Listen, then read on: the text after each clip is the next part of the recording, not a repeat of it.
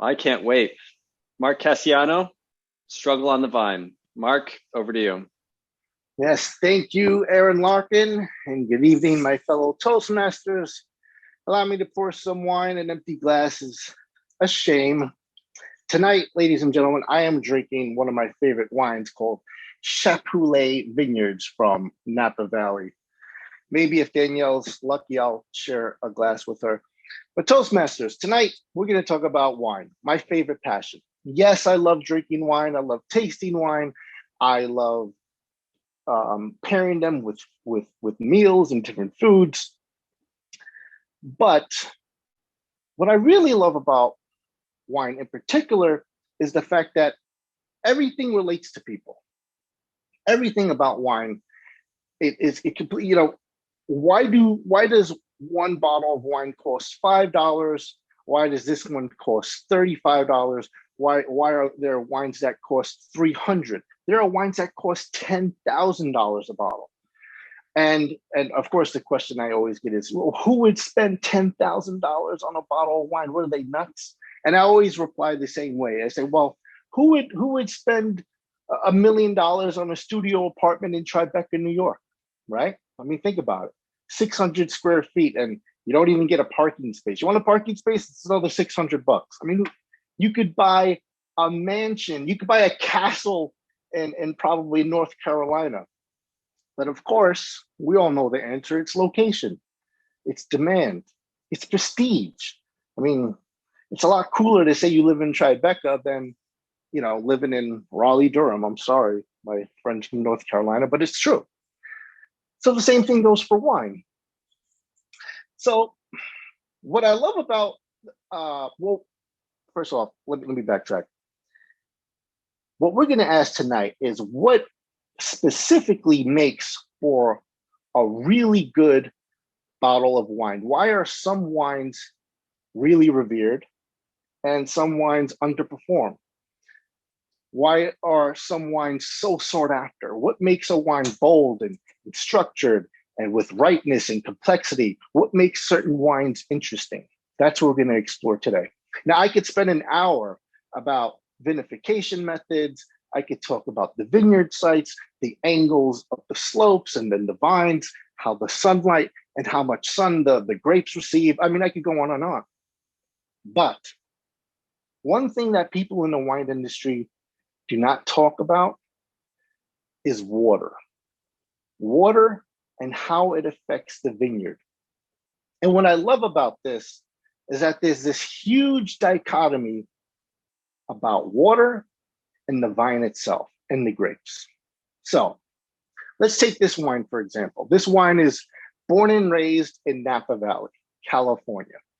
Now, if you go to California in Napa and you look up in the sky, there are no clouds in the sky, okay? It's throw away your umbrellas. You don't need any umbrellas. There's no rain. It almost never rains, which is why, unfortunately, sometimes they have brush fires and wildfires. And that can be a problem. Drought is a problem. But a vine needs water. So this is the struggle here. You see, the way Mother Nature designed it is that if you want the ripest fruit, that vine will have to struggle in order to get it. Which means that because rain is so scarce in California, in all wine growing regions, the vine has to dig deep into the ground, through the soil, all the way get water from the earth, water that was probably fell during the winter.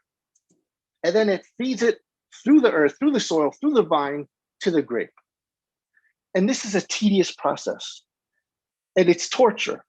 It's very stressful for the vine. It's stressful for the grape. The grapes are dehydrated.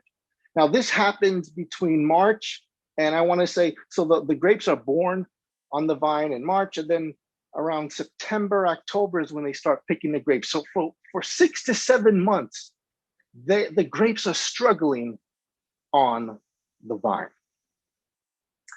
But what happens if it rains? Imagine if it just got downpours for weeks. What would happen? Well, what happens is the vine is very happy, but it will get lazy. It stops working for the grapes. It gets comfortable and it says, you know what, let's grow some shoots. Let's grow some leaves. And the grapes itself will start to swell. It looks beautiful on the vine, but they swell with water. But we don't want watered down grapes. We need ripeness. We need concentration. We need fruit. And that is why spoiled vineyards are problematic. Okay, so that is the most important point. That has to struggle on the vine. That's why everything about wine does relate to people. Because the most interesting people that you look up to are people who have gone through adversity and who have struggled themselves on the vine. Some of you are struggling on the vine. You come attending Toastmasters. Maybe you're like me and you struggled with anxiety with public speaking. But there's ripeness at the end. So the people that, like, I never would ever admire someone who, was born into wealth. They were born in a $10 million house, and their dad bought them a BMW when they were 16, and they've never had to work for anything. Those are not the people that we want to invite with our dinner. Those are not the interesting people. I'm sorry to say, they pay a price. If you don't think so, you're naive. They do pay a price. The people that we revere, the people that we invite to our table, the ones with the depth, with the concentration, with the complexity, are the ones who not only go through adversity, but can persevere through that adversity. And not everybody does. Not every vine could survive. Sometimes it's too stressful and the vine could break. Sometimes the grapes fall off. That happens. But it's very important, Toastmasters. The lesson of tonight is just to remember that don't be afraid of adversity. The grapes don't know what they're going through, why they're going through it. They don't know that at the end, there is this great ripeness that is awaiting for them. Something like this, something beautiful. And so don't be afraid of adversity. Don't be afraid to struggle on the vine. That will yield the ripest fruit. Cheers. Cheers to you. What a brilliant metaphor. That was a great speech.